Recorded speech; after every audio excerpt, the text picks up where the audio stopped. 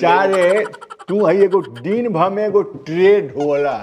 हैं आई नइखे उठत बुझाते पहाड़ उठौले बाया खइबा हाथा ना एगो ट्रेन नइखे उठा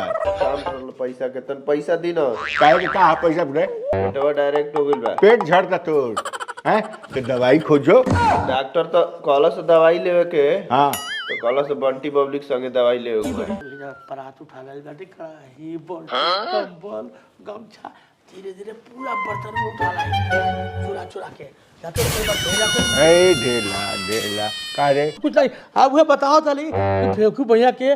काम करी उनके कि हाँ अब देखो अब बर्तन में कुल छूट गेल बा बिहान एक पहुंचावे जाब हम कहे कि देखो केहू के चोरी ना करे चाहे बिहान पहुंचा दे तब फेंकू भैया बड़ा खुश हो जाए बहुत खुश न बाबू हाँ सारे है कहत तनी कि हमर बर्तन आई कमर चोरी होके सब कहाँ गई